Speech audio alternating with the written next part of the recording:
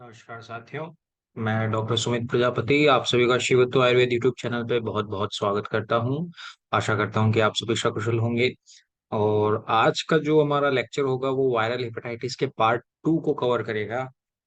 तो आइए बिना किसी देरी के हम स्टार्ट करते हैं, लेकिन उससे पहले हम देख लेते हैं कि हमने पार्ट 1 के अंदर क्या पढ़ा था। पार्ट 1 के अंदर हमने अभी तक उसके इंट्रोडक्शन के बारे में पढ़ा, उसकी पैथोफिजियोलॉजी के बारे में पढ़ा, then types of hepatitis virus के बारे में पढ़ा, साइन एंड सिम्टम्स के बारे में पढ़ा, उसके कॉम्प्लिकेशंस के बारे में पढ़ा। अगर आपको ये सब वापस रिवाइज करना है तो पार्ट 1 जो इसका है वो आप जरूर देखिए।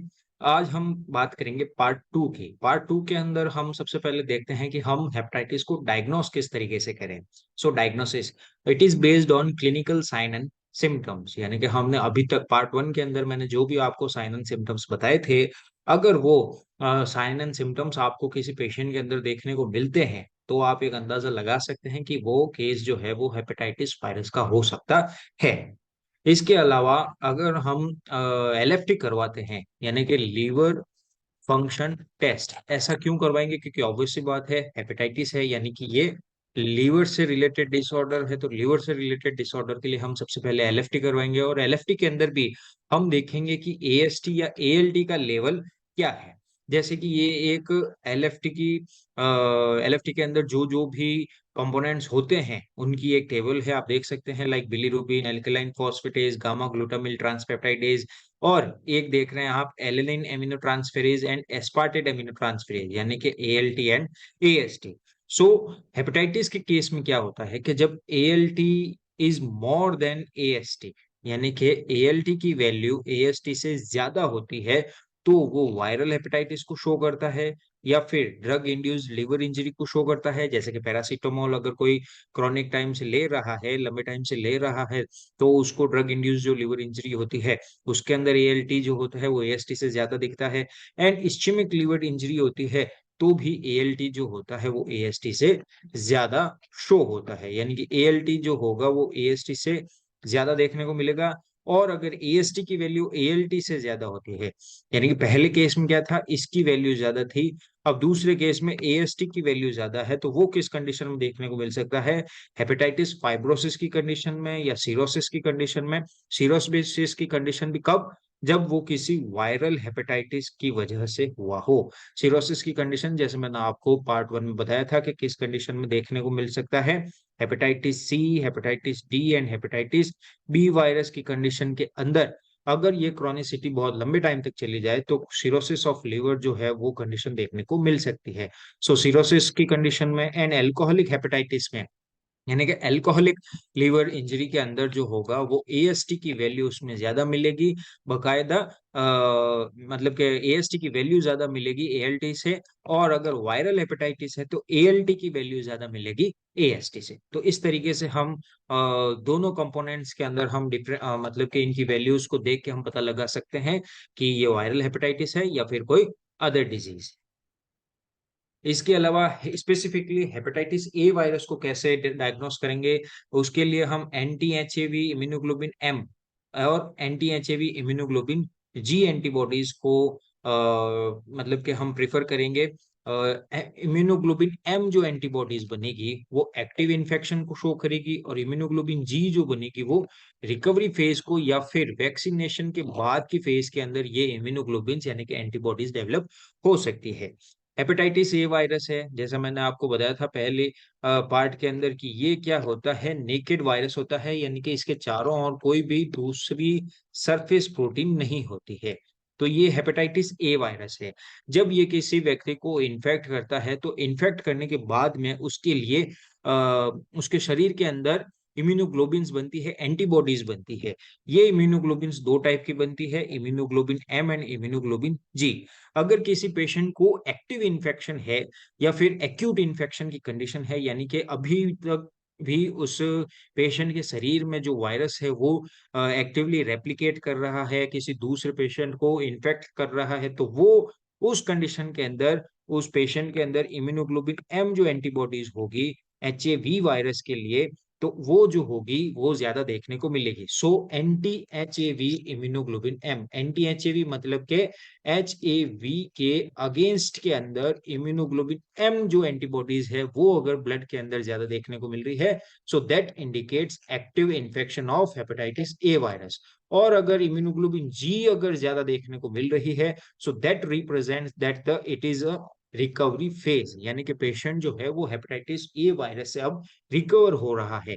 या तो ये कंडीशन हो सकती है, या हेपेटाइटिस ए वायरस का अगर किसी ने वैक्सीनेशन ले रखा है, उसकी वैक्सीन लगवा रखी है, तो वैक्सीनेशन की वजह से भी हेपेटाइटिस ए वायरस के लिए इम्यूनोग्लोबिन जी वो एंटीबॉडीज जो है वो डेवलप हो सकती है। अब इन एंटीबॉडीज को किस तरीके से पता किया जाए, तो उसके लिए रैपिड कार्ड टेस्ट आते हैं।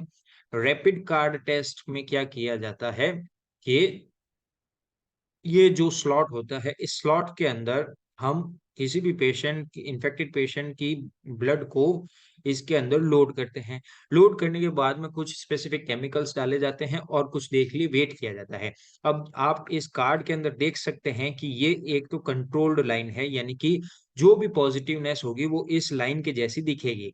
एक है इम्यूनोग्लोबिन एम की लाइन और दूसरी है इम्यूनोग्लोबिन जी की लाइन।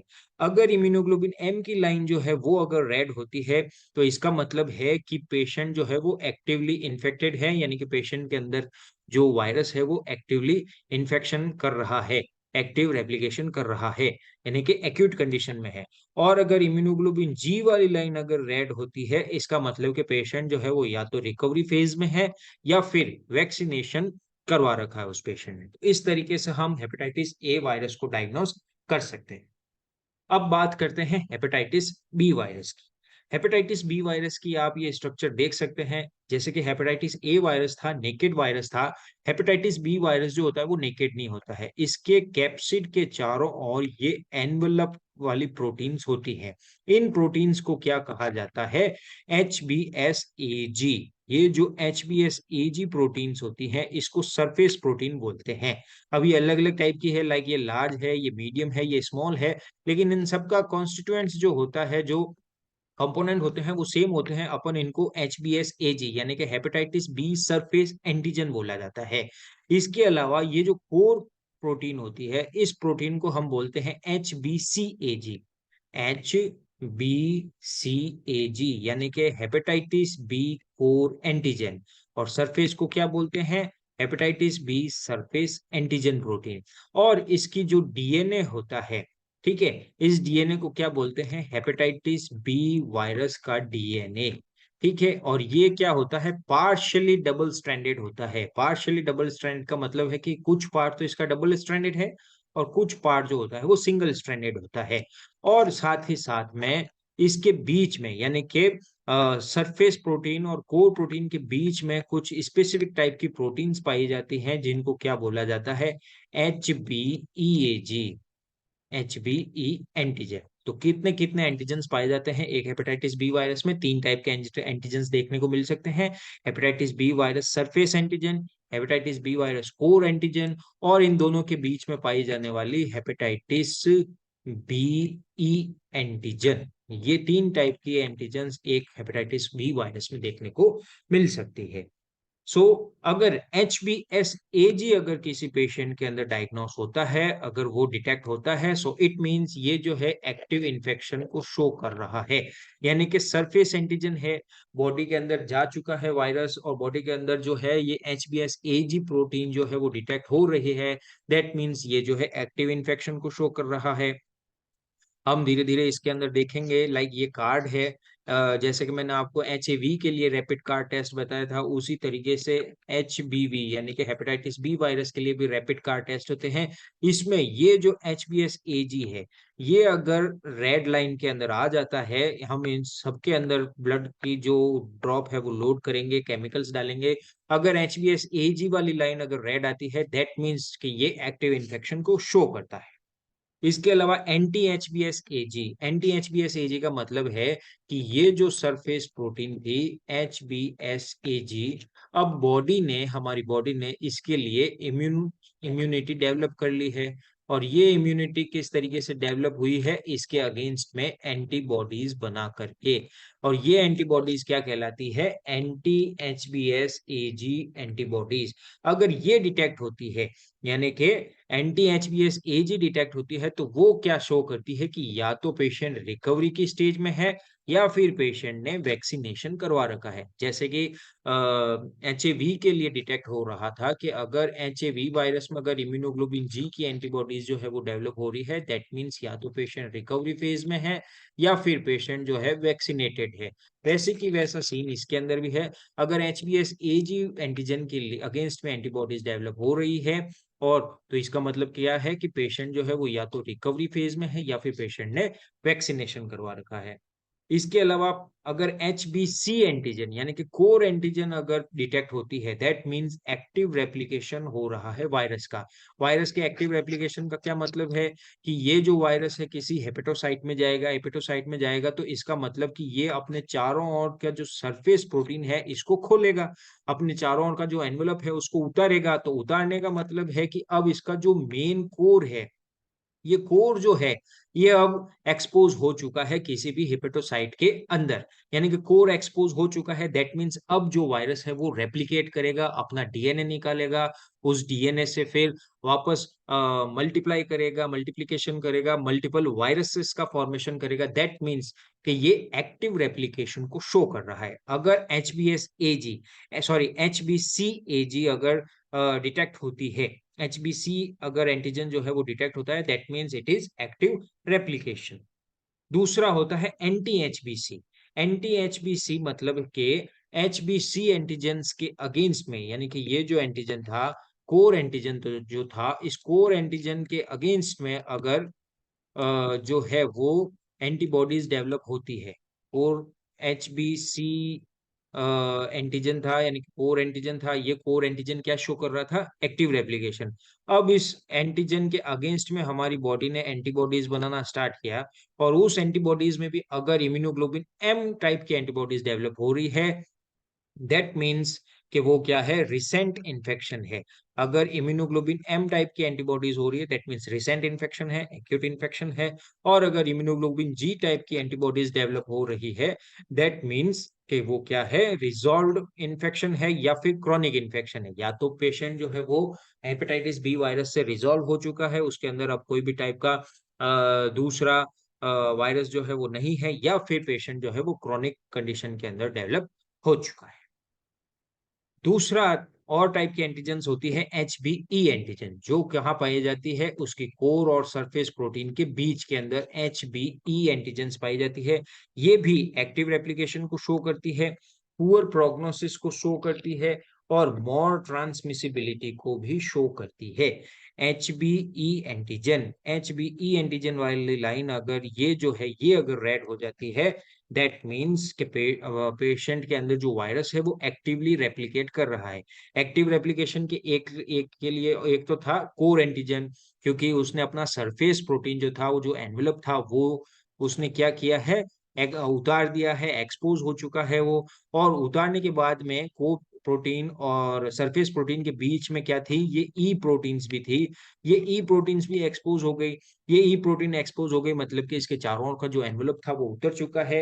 इसका मतलब कि अब जो वायरस है वो एक्टिवली रेप्लिकेट कर रहा है, और साथ ही साथ में पेशेंट के लिए जो कंडीशन है वो उसका प्रोग्नोसिस पुअर है, और ट्रांसमिसिबिलिटी जो है वो ज्यादा है। यानी कि पेशेंट जो है वो उस वायरस को किसी दूसरे हेल्दी पर्सन के अंदर आसानी से, इजीली और एक्टिवली ट्रांसमिट कर सकता है वायरस। फिर आती है एंटी एचबीई, यानी कि अब इस ई प्रोटीन के अगेंस्ट में, इस ई एंटीजन के अगेंस्ट में एंटीबॉडीज बनना स्टार्ट हो गई है।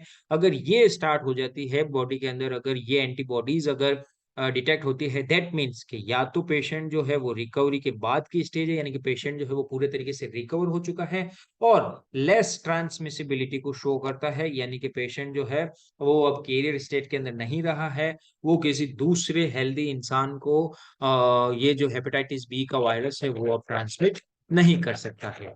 तो इस तरीके से हमने इसकी स्ट्रक्चर के अकॉर्डिंग हमने इसको डायग्नोस करने की तैयारी की है, कोशिश की है। तो तीन टाइप की एंटीजेंस मिलती हैं, hepatitis B E antigen, C antigen और सरफेस एंटीजन, और इसके अगेंस्ट में भी एंटीबॉडीज बनती है। सरफेस एंटीजन की एंटीबॉडीज, देन कोर एंटीजन की एंटीबॉडीज, देन ई एंटीजन की एंटीबॉडीज बनती है। तो इस तरीके से अलग अलग एंटीजन और अलग अलग एंटीबॉडीज से हम ये शो कर सकते हैं कि पेशेंट एक्टिवली इन्फेक्टेड है, या फिर पेशेंट रिकवरी की स्टेज में है, या वैक्सीनेशन की स्टेज में है, या फिर पेशेंट के अंदर ट्रांसमिसिबिलिटी ज्यादा है या फिर कम है।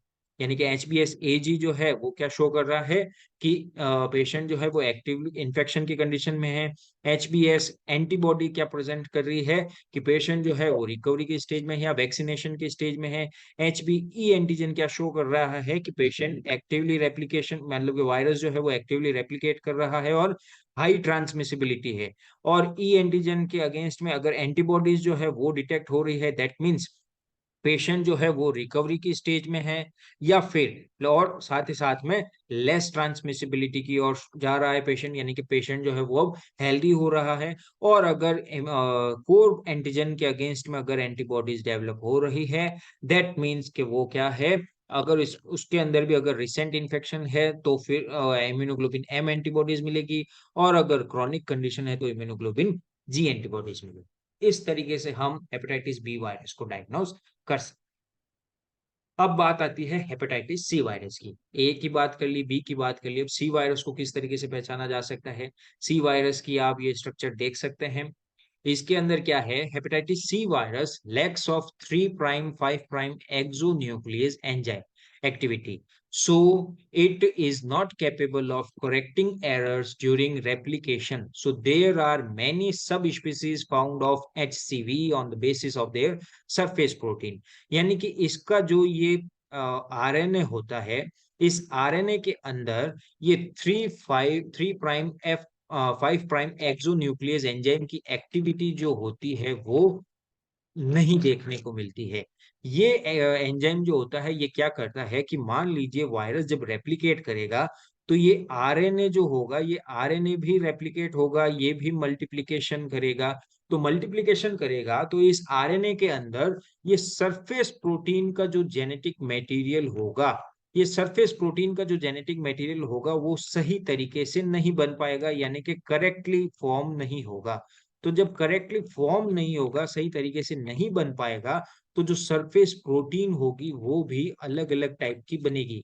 यानी कि क्या कह रहा है, मैं आसान भाषा में समझाने की कोशिश करूं, तो इसके अंदर जब ये भी रेप्लिकेशन करता है आरएनए, तो इस आरएनए के अंदर 3 प्राइम 5 प्राइम एक्सोन्यूक्लियस एंजाइम की कमी होती है, जिसकी वजह से जो अलग अलग टाइप की प्रोटीन बनती है, सरफेस प्रोटीन बनती है, ये उसको डिटेक्ट नहीं कर पाता है। तो डिटेक्ट नहीं कर पाता है, तो अलग अलग टाइप की प्रोटीन्स वाले हेपेटाइटिस सी वायरस के मॉलिक्यूल बनते हैं, मतलब के वायरसेस के स्ट्रक्चर बनते हैं। जैसे कि मान लीजिए ये वायरस था, ये हेपेटाइटिस सी वायरस है। नॉर्मली मान लीजिए कि अगर इसके चारों ओर ये सर्कुलर टाइप की सरफेस प्रोटीन बनती है, लेकिन अब धीरे इसने किसी को इन्फेक्ट किया, देन इसमें रेप्लिकेशन हुआ, तो रेप्लिकेशन के बाद में इस एंजाइम की कमी की वजह से, इसकी एक्टिविटी की कम होने की वजह से सरफेस प्रोटीन की जो होगी वो सही तरीके से नहीं बनेगी, अलग अलग टाइप की बनेगी। मान लीजिए किसी के अंदर ट्राइंगुलर शेप की बन गई, ठीक है, किसी के अंदर रेक्टेंगुलर शेप की बन गई। तो ये क्या करेगा, इस सरफेस प्रोटीन को जो के अंदर जो होने वाली एरर है, इस एरर को रिकॉग्नाइज नहीं कर पाएगा, क्योंकि इसके अंदर ये एंजाइम जो है वो सही तरीके से काम नहीं कर रहा है। इसी वजह से इसी वजह से there are many sub species found of HCV on the basis of their surface protein. यानी कि अब इस HC वायरस की भी अलग अलग टाइप की सब स्पीशीज देखने को मिलती है। ये सब स्पीशीज देखने को क्यों मिलती है, क्योंकि सरफेस प्रोटीन जो है वो अब अलग अलग स्ट्रक्चर की बन रही है। कोई के अंदर सर्कुलर बन रही है, कोई के अंदर ट्राइंगुलर बन रही है, कोई के अंदर रेक्टेंगुलर बन रही है, तो सब स्पीशीज देखने को मिलती है।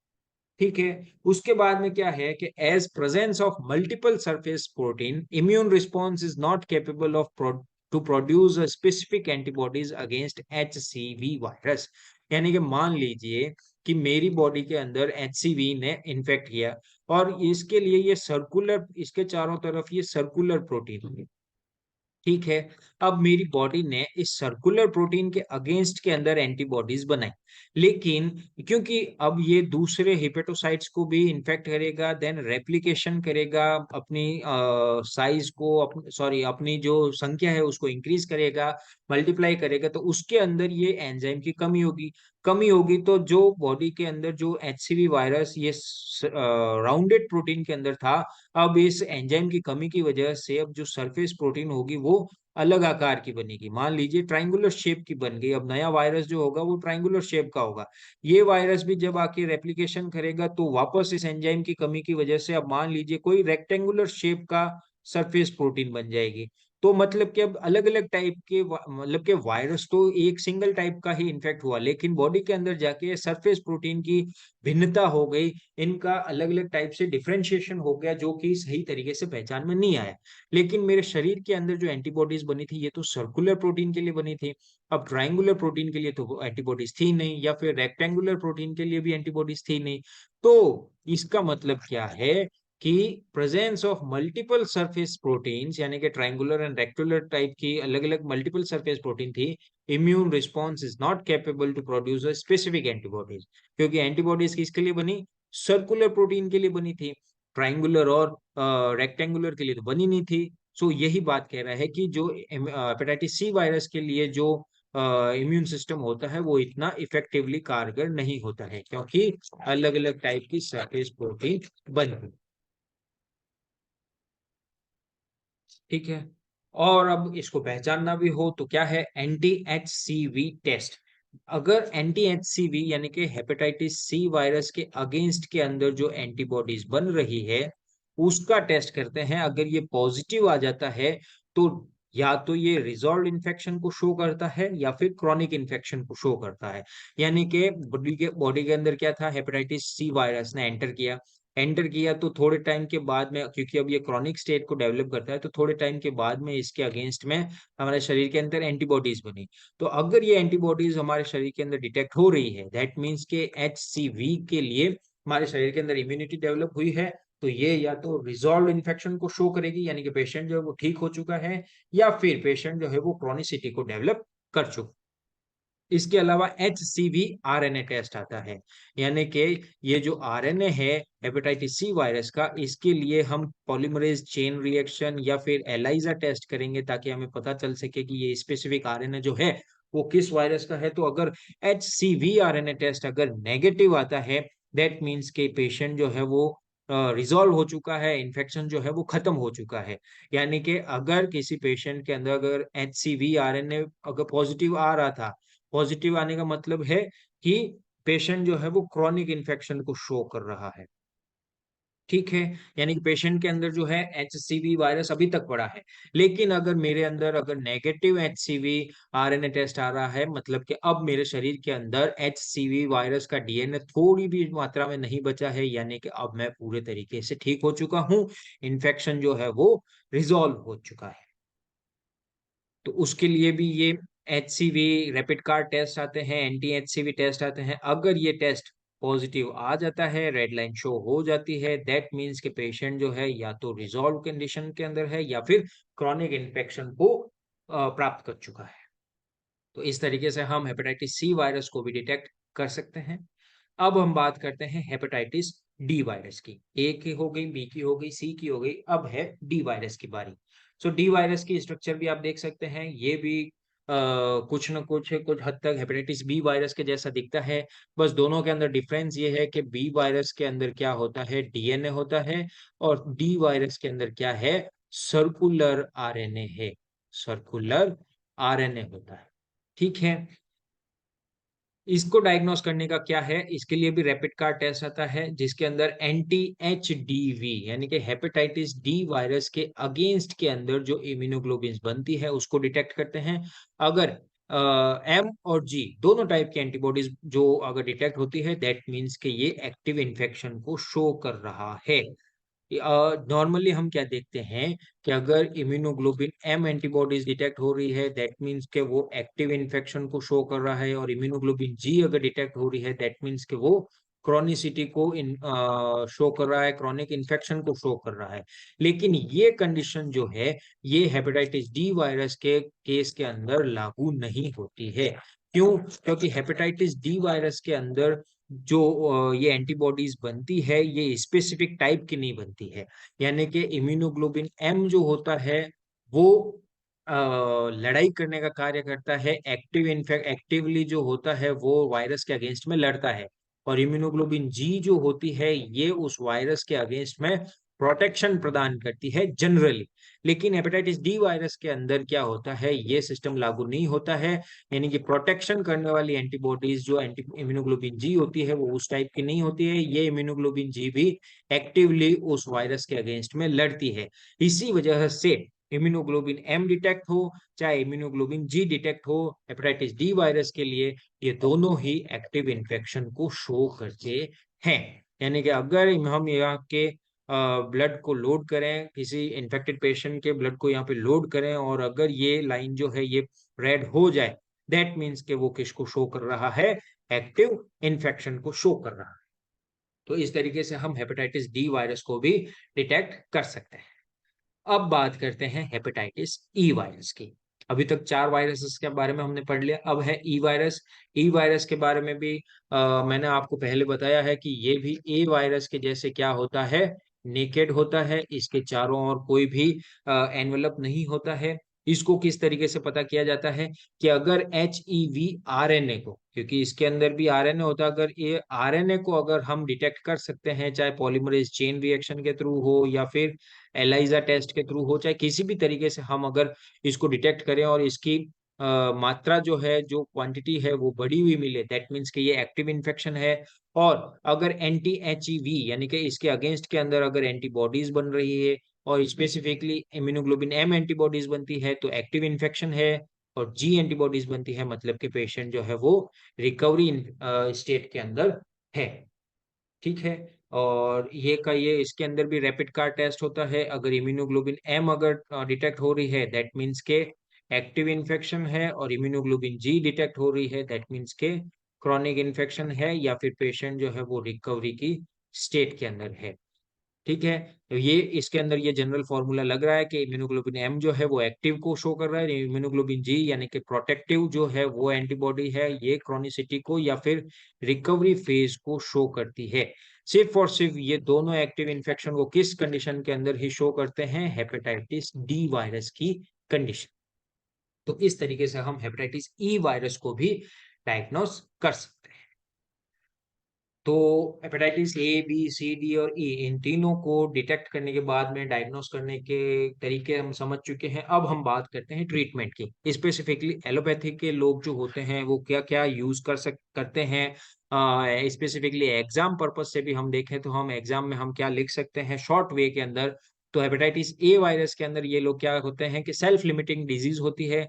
इसीलिए सिर्फ और सिर्फ सपोर्टिव ट्रीटमेंट की ही जरूरत होती है, लाइक एनोरेक्सिया या फिर माइल्ड पायरेक्सिया हो तो फिर हम नॉर्मल एनाल्जेसिक दे सकते हैं, एंटीपायरेटिक दे सकते हैं। नोजिया वोमिटिंग की कंडीशन हो, डिहाइड्रेशन की कंडीशन हो तो हम ओआरएस पिला सकते हैं या फिर नॉर्मल सेलाइन का सॉल्यूशन चढ़ा सकते हैं।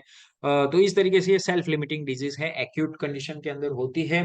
जॉन्डिस की कंडीशन थोड़े दिनों के लिए रहती है और धीरे धीरे सबसाइड होकर के पेशेंट जो होता है वो अपने आप ठीक हो सकता है।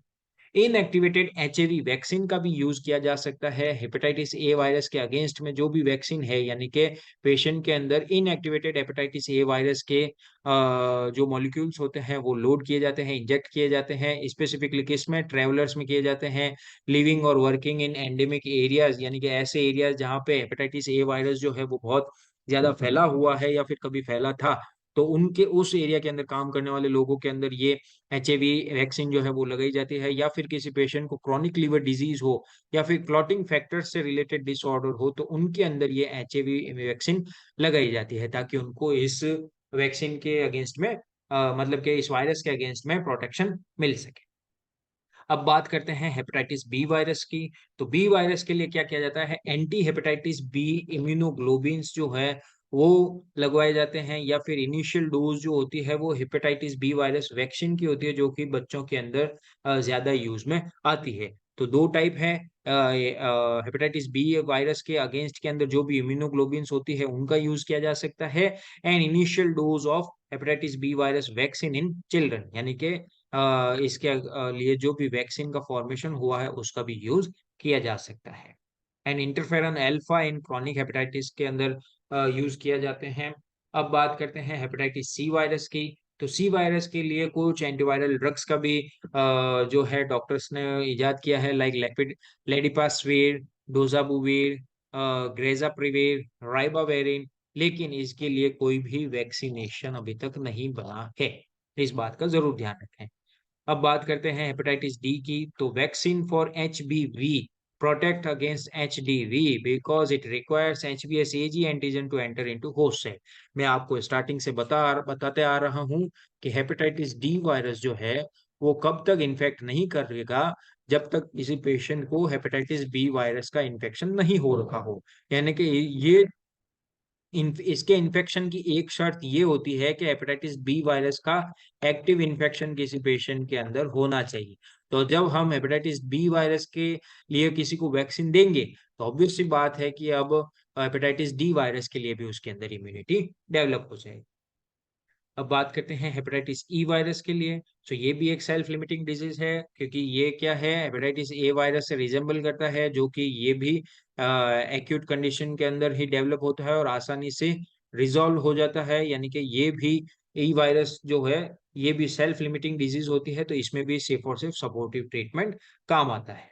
And does not progress to chronic state.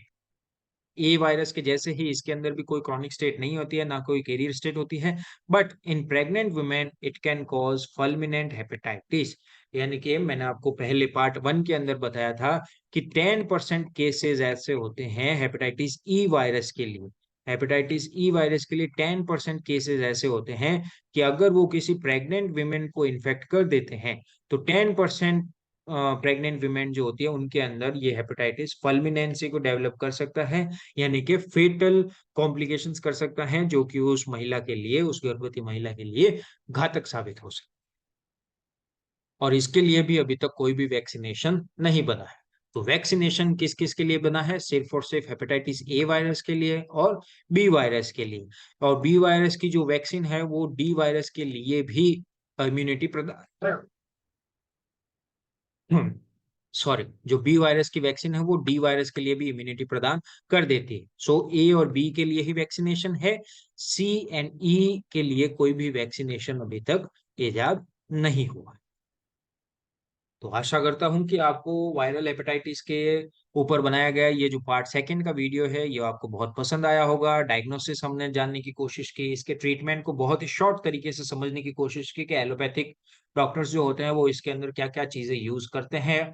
इसका जो आयुर्वेद पार्ट होगा वो भी जल्दी से जल्दी आएगा। तो अगर आपको इस वीडियो से रिलेटेड कोई भी क्वेश्चंस एंड क्वेरीज हो तो आप जरूर कमेंट सेक्शंस में कमेंट कर सकते हैं। मैं पूरी कोशिश करूंगा कि आपके उन क्वेश्चंस का जवाब दे सकूं। इसी के साथ ही thank you so much. Please like share and subscribe Shivatva Ayurveda. Thank you so much.